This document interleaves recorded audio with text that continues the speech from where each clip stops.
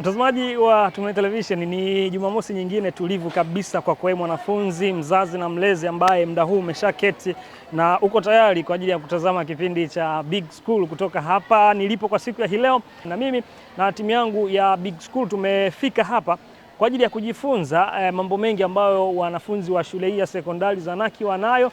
Naamini ambao unatufuatilia na kututazama kila siku kupitia kipindi cha Big School, kuna vitu vingi sana ambavyo unajifunza kutoka katika shule mbalimbali. Na leo tumeona si mbaya tuje moja kwa moja katika shule hii ya wanafunzi wasichana Zanaki Secondary School kwa ajili ya kujifunza vitu vingi. Kwa hiyo nikukaribisha sana, jina langu ni Innocent John. Kuna vingi sana ambavyo utaenda kujifunza kutoka kwa wanafunzi hawa. Kwenye benchi la ufundi tuna kitu kizuri ambacho tumeandaa kwa ajili yako. Kwenye uso kwa uso pia kuna vitu vingi sana. Kwenye funguka je, darasa huru na mambo mengine mengi ambayo tuko nayo katika kipindi chetu kwa siku ya leo. Karibu sana uweze kujumuika nasi mwanzo mpaka tamati. Mimi na timu yangu tunahakikisha unafurahi wewe mwanafunzi ambaye uko nyumbani, lakini mzazi na mlezi, ili uweze kujua namna gani watoto wakiwa shuleni vitu gani ambavyo wanavifanya na kuviendeleza wakiwa maeneo ya hapa shuleni. Na sasa moja kwa moja bila kupoteza wakati, mimi nakuacha moja kwa moja twende kwenye kipengele cha kwanza cha funguka. Twende tukaangalie namna ambavyo wanafunzi hawa wa shule ya sekondari Zanaki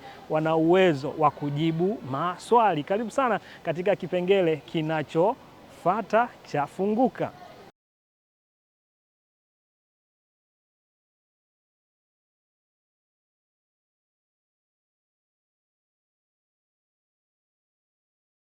Mambo. Poa. Unaitwa nani? Nancy. Nancy. Unasoma kidato cha ngapi? Cha tano. Cha tano. Hebu niambie, Zanaki Secondary School mkoa wa Mwanza inapatikana wilaya gani? Zanaki Secondary School mkoa wa Mwanza? Inapatikana wilaya gani? Zanaki Secondary School ipo Dar es Salaam. Hujamalizia sasa swali langu. Yaani Zanaki Secondary School mkoa wa Mwanza inapatikana wilaya gani? Zanaki Secondary School inapatikana Dar es Salaam wilaya ya Ilala. Chukua hii hapa. Mambo? Mambo? Poa. Uko fresh? Ndio. Unaitwa nani? Wahida. Nani? Wahida. Kidato cha ngapi? Cha nne. Cha nne.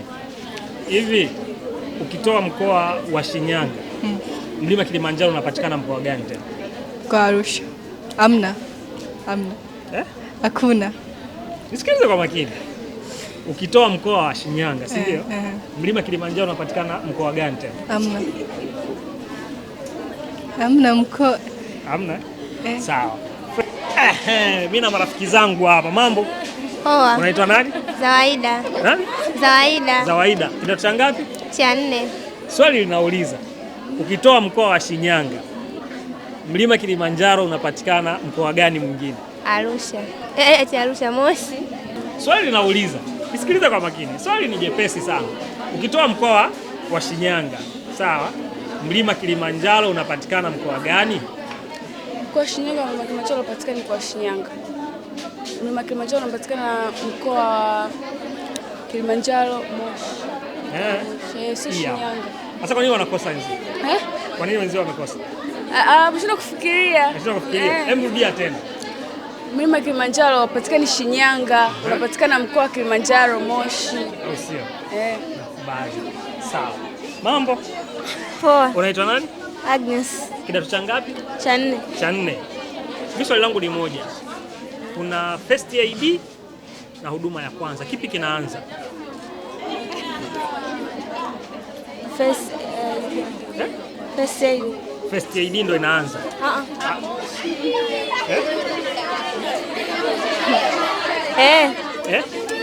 First aid ndio inaanza alafu inakuja huduma ya kwanza. First aid ndio kitu kimoja yani? Mimi sijui sasa. Yaani kuna first aid na huduma ya kwanza. Kipi kinaanza? Kitu kimoja vyote hivyo, yani first aid na huduma ya kwanza. First aid kwa Kiingereza, afu huduma ya kwanza kwa Kiswahili. Mambo? Poa. Unaitwa nani? Neema Brown. Neema Brown. Kidato Cha nne. Cha nne. Hivi Neema na Grace utofauti wake ni nini?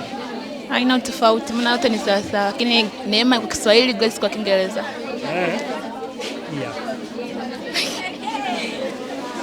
Hello, mambo? Poa. Unaitwa nani? Natalia. Nani? Natalia Jones. Kidato ngapi? Cha pili. Cha pili. Sawa. How we can eradicate poverty?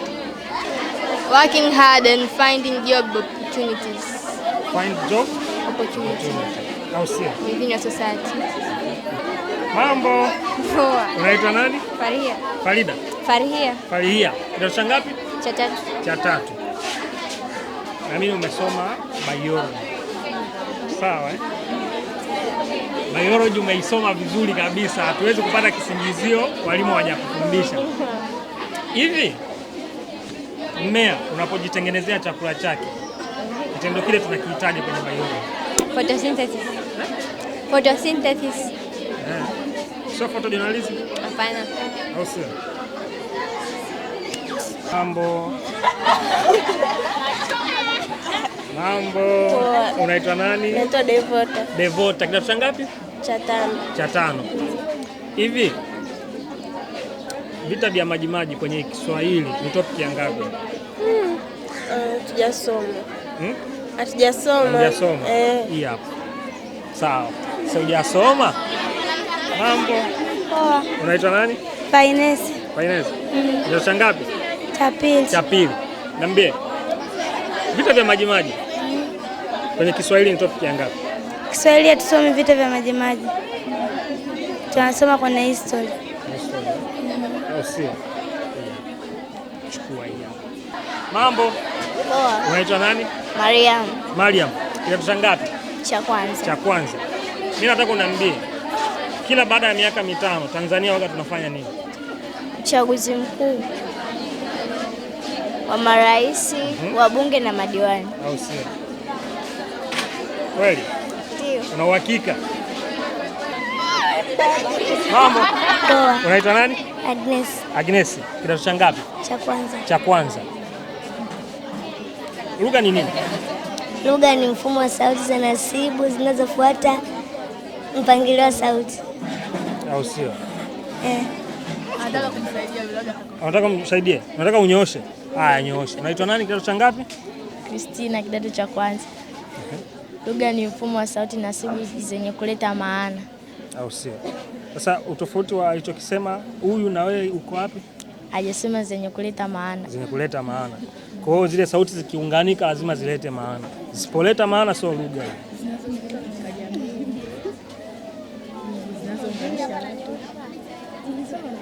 Ndio. Au sio? Unaitwa nani? Naitwa Faiza. Kidato cha ngapi? Cha tano. Spelling neno Zanaki wenzetu. ZANAKA.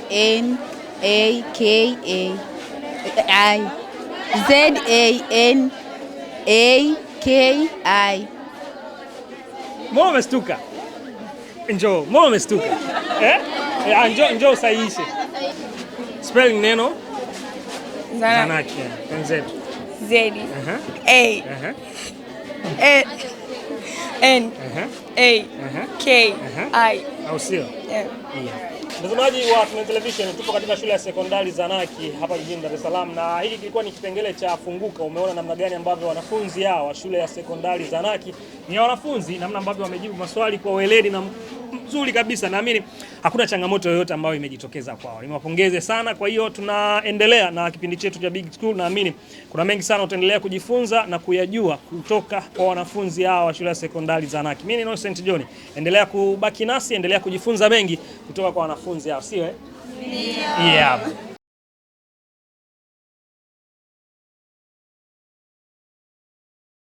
Mtazamaji wa Tumaini Television na kipindi cha Big School, bado tupo katika shule ya sekondari Zanaki hapa. Hii ni shule ya wanafunzi. Naamini ni mengi sana ambao unaendelea kujifunza kutoka kwao. Na sasa ni wakati wa benchi la ufundi, na leo tutajadili na wanafunzi ama marafiki zangu hawa juu ya athari za uchafuzi wa mazingira. Wewe kama mwanafunzi unayotutazama kwa sasa hivi, umekaa umetulia nyumbani hapo, utajifunza mengi kutoka kwao. Utafahamu namna ambavyo wao wanajua athari za uchafuzi wa mazingira ni zipi. Watatueleza marafiki zangu hawa, kwa sababu mimi nimefika hapa kwa ajili ya kujifunza, kukuletea elimu pia kutoka hapa shule ya sekondari Zanaki. Mambo vipi jamani? Mko poa kabisa? Ndio. Fresh kabisa? Ndio. Mambo yanakwenda? Ndio. Unaitwa nani? Naitwa Kendi. Kendi. Kidato cha ngapi?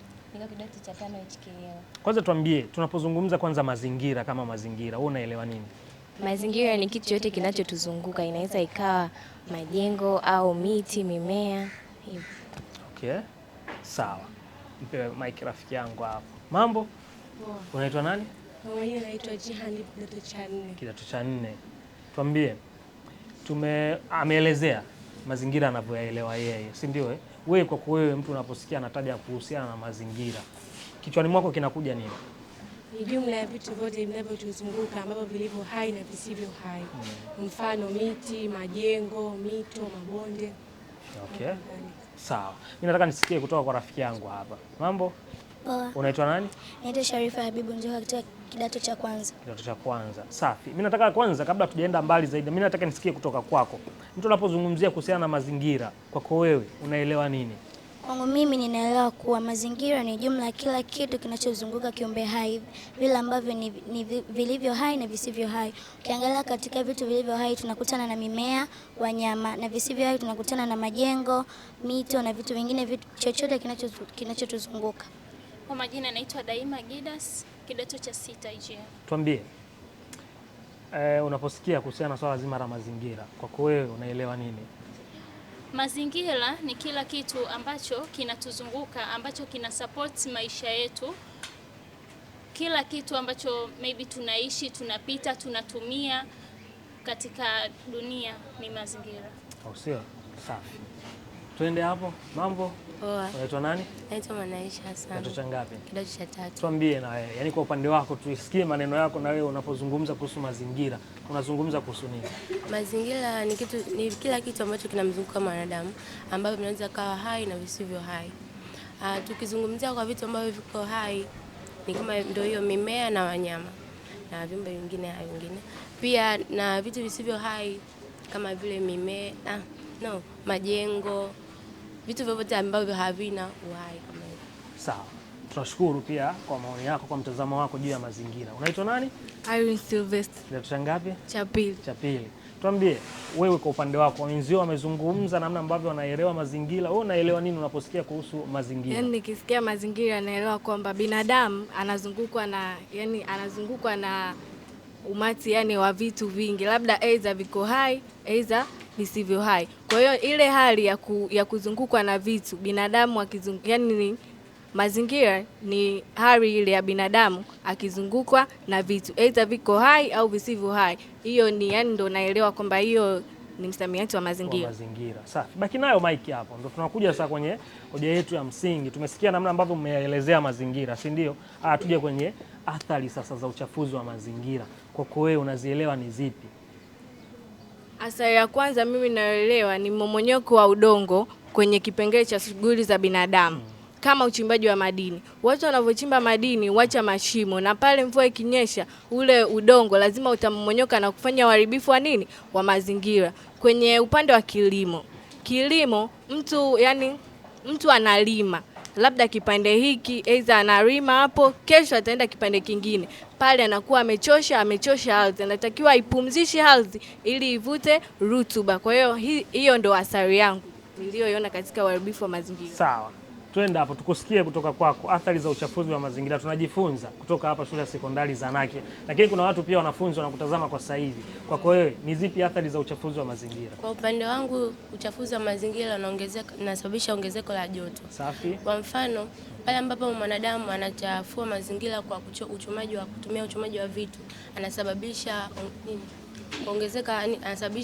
anazalisha gesi ya carbon dioxide, ambayo gesi ya carbon dioxide ni chafu, inaenda juu, inaenda kuharibu ozone layer, ambayo ozone layer inaenda kuharibu hiyo tabaka la hewa ambayo inaitwa ozone. Hiyo ozone inatobolewa na hiyo hewa ambayo inaenda kutobolewa na hiyo. Kwa ile ozone ni kama ni tabaka la ozone layer ndio linachuja hilo joto kutoka juu, joto la jua kushuka huko. Kwa pale ambapo ile ozone linatoboka linasababisha joto kuongezeka, jua linazidi. Au sio? Kwa upande wangu nitazungumzia katika swala la uchumi ambalo ni kushuka kwa uchumi wa taifa. Ukiangalia changamoto nyingi au athari za uchafuzi wa mazingira zinatokana na sababu ya kwanza inaweza ikawa ni kutupa taka ovyo, kwa mfano mifuko ya plastiki. Sababu ya pili inaweza ikawa ni kukata miti ovyo. Sababu ya tatu ni kuachilia chemicals na ule uchafu wowote ambao unatoka viwandani kwenda katika mazingira ya wananchi. Hiyo ina connect vipi kati ya athari za mazingira pamoja na kushuka kwa uchumi au pato la taifa? Tunajua kuna activities mbili au shughuli mbili ambazo Tanzania tunatumia kama kutuingizia kipato. Nitatumia reference ya hizo mbili ambazo ni kilimo pamoja na tourism. Kwa upande wa utalii, uchafuzi wa mazingira unapelekea kushuka kwa utalii, ambao utalii unakuwa unatuingizia pato la taifa kwa kiwango kikubwa sana. Pale ambapo mazingira yanachafuliwa kupitia maybe kutupa taka ovyo katika tourism attractions, zinatusababishia watalii kushuka kiwango cha kuja Tanzania au kuja katika nchi yetu kufanya utalii. Hivyo inapelekea kushuka kwa pato la taifa. Pia katika upande wa kilimo kuna uchafu mwingi ambao tunatupa kama mifuko ya plastiki na chemicals ambazo zinatoka viwandani, ambavyo vinasababisha kupunguza rutuba katika udongo. Hivyo baada ya rutuba kupungua katika udongo, inapelekea productivity au mazao kushuka katika uzalishaji. Hiyo inasababisha athari kubwa katika kipato la taifa, kwa sababu most of Tanzanians wanategemea kilimo pamoja na utalii katika kupata kipato. Asante. Safi sana. Tuambie upande wako. Athari nyingine ya uharibifu wa mazingira ni kwamba uharibifu wa mazingira unaathiri afya ya binadamu. Hii ni kwa sababu gani? Kwa sababu kutokana na uharibifu au uchafuzi wa vyanzo vya maji, unakuta watu wanatupa taka huko kwenye maji au wanatupa vitu ambavyo havitakiwi kuwa kwenye vyanzo vya maji. Alafu Watanzania wote wenye uwezo au wenye ambao wanatumia maji kwa mfano ya DAWASA au hivyo, kuna watu wengine ambao kijijini wanatumia vyanzo hivyo vya maji kwenye kuogea au kuchemshia maji ya hivyo kunywa. Kwa hiyo watu wanavyochafua hivyo vyanzo vya maji, inafanya watu wapate malipuko ya magonjwa, kwa mfano kipindupindu. Alafu pia kwenye viwanda huwa vinatoa moshi ambao sio salama kwa ajili ya afya za binadamu, na pia magari yanatoa moshi huo. Kwa hiyo kutokana na moshi huo inapelekea watu kuwa na magonjwa ambayo yanatokana na mfumo wa upumuaji, kwa mfano pumu na kifua kikuu. Athari nyingine ya uchafuzi wa mazingira. Tunapochafua mazingira kunatokea athari mbalimbali katika jamii zetu. Mfano tukiongelea taka ngumu kama chupa za plastiki ambazo zinatupwa katika vyanzo vya maji, huweza kusababisha madhara kwa viumbe ambavyo vinaishi baharini kama vile samaki, kwa sababu taka ngumu zinapotupwa kwenye maji huweza kufanya samaki washinde kupumua vizuri na hivyo kufariki na kukosa kizazi cha samaki wengine. Pia ukirudi katika mmomonyoko wa udongo, ukataji wa miti ovyo ambao watu hukata miti kwa kutumia katika shughuli mbalimbali kama kutengeneza mkaa, kutoa mbao, husababisha mmomonyoko wa udongo, kwani mvua inaponyesha udongo unakuwa haujashikiliwa na kitu chochote, ambapo maji yanaweza yakauchukua ule udongo na kupeleka sehemu nyingine. Hiyo pia ni athari mojawapo ya uchafuzi wa mazingira. Safi. Kwa upande wangu mimi nitazungumzia kuhusiana na majanga ya asili. Sawa sawa. Ambapo kwenye majanga ya asili nitazungumzia vitu viwili, kwenye ukame na mlipuko wa volkano. Nitaanzia na ukame. Kwenye ukame tunasema kuwa ukame ni baa la njaa linalotokea kutokana na shughuli mbalimbali za kibinadamu, mfano ukataji miti, uchomaji misitu, urinaji wa asali kwa njia ya moto. Hizo shughuli zote zinaweza kusababisha ukame, kwa sababu pale watu ambapo wanaona kuwa ni vizuri zaidi kukata miti ili kujipatia kuni au labda kuchoma mkaa kwa ajili ya kupikia, ile pia inaweza kusababisha ukame, kwa sababu wanakata miti katika eneo na kusababisha eneo kubaki wazi bila kitu chochote, na baadaye inaweza kusababisha ardhi kupasuka na kutokea kwa ukame, ambapo pia sometimes wanapotumia hizo kuni na kuchoma kwa mikaa, tunajua kuwa kuna hewa inatoka pale, carbon monoxide, ambayo inaweza kusababisha athari katika mwili wa binadamu. Tukizungumzia kwenye upande wa mlipuko wa volkano, mlipuko wa volkano utakuwa na athari chanya na athari hasi. Tunaanza na athari hasi. Mlipuko wa volkano unapotokea, tunajua volcanic ile unapolipuka inaweza kusababisha ule uji unaotambaa chini, unaweza kusababisha watu kufa, kupoteza makazi ya watu na vitu vingi sana kupotea. Hiyo ni athari hasi kwa mlipuko wa volkano. Lakini tukija kwenye athari chanya mlipuko wa volcano, sababu tunajua kila kitu kina athari hasi na athari chanya. Tukija kwenye athari chanya, mlipuko wa volcano unapotokea unasababisha sisi kutokea kwa madini madogo madogo. Kwa mfano ile magma inavyomwagika inasababisha madini labda yapo chini kutoka juu, inasababisha udongo wenye rutuba, pia inasababisha vibonde vidogo vidogo, chemichemi za maji. So kwa upande wangu mimi, sawa, kila kitu kina faida na hasara, lakini hasara ni kubwa zaidi kutokana na uharibifu wa mazingira unaosababishwa na shughuli za kibinadamu. Safi. Mimi niwashukuru sana kwa namna ambavyo mmetoa maoni yenu, mmeelezea vizuri athari hizo. Naamini pia mwanafunzi ambaye anatutazama kwa sasa hivi anajifunza kitu kutoka shule ya sekondari Zanaki, si ndio? Sasa kwa kumalizia kwa ufupi sana, tuanzie hapa rafiki yangu. Ni ipi sasa nafasi ya mwanafunzi katika kuhakikisha mazingira yanabaki kuwa salama? Nafasi ya mwanafunzi yani tuseme hivi, tuchukulie kwa mfano katika jamii yako. Katika jamii yako wanakata miti. Na wanakata miti, yani katika jamii yako wewe kama mwanafunzi uliyesoma kabisa, mtu msomi, utaanzisha labda kiklabu cha watoto ambacho kitasema tutunze nini? Tutunze mazingira. Kwa mfano, tutunze mazingira, ambapo kauli mbiu yako itakuwa nini? Panda mti, yani kata mti, panda miti. Kata mti, panda miti, ambayo itawashawishi wale wanajamii wako, au kupitia wale watoto unawafundisha na wewe mwanafunzi, itawashawishi wanajamii, panda mti, kata mti. Kwa hiyo utatoa elimu. Safi. Kwa upande wako wewe, ni ipi nafasi sasa ya mwanafunzi katika kuhakikisha mazingira yetu haya yanabaki kuwa salama zaidi kwa binadamu? Kwa mimi nitatumia nafasi hiyo kwamba sisi wanafunzi tunapata elimu huko mashuleni kuhusu mambo mbalimbali. Kwa hiyo elimu ambayo tunaipata hapa tunataka pia tuweze kuipractice nyumbani, kuifanya nyumbani. Pale ambapo tunaona mtu anafanya hichi, tunatakiwa tuende kwa toa elimu kwamba hiki tunachokifanya kinasababisha madhara haya na haya. Kwa mimi nitazungumzia kwamba ni muhimu sana tuwaelimishe wale watu. Kama anaweza kuambia jamani, jambo hili linasababisha athari hii na hii, kwa ni muhimu kuwapa elimu. Kwanza kabisa, utunzaji wa mazingira si mazingira ya nyumbani tu, bali hata shuleni tunatakiwa tutumie elimu hii ili kuhakikisha mazingira ya shule pia tunayatunza. Wanafunzi mara nyingi tunakuwa ni watu wa kusukumwa, ambapo kwa mfano asubuhi wakati wa usafi tunategemea hadi mwalimu aje atusimamie au viongozi waje watusimamie ndio tufanye usafi.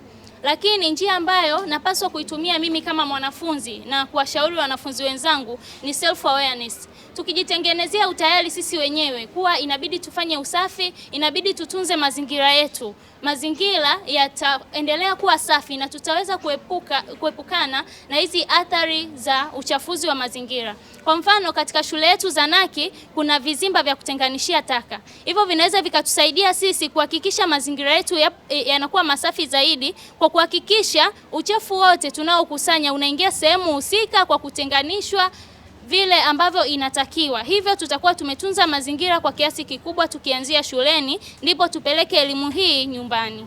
Nafasi ya mwanafunzi kubwa katika kuhamasisha watu kutunza mazingira, kwanza ni kutoa elimu, afu pia kuhamasisha watu waifuate hiyo elimu waliopewa.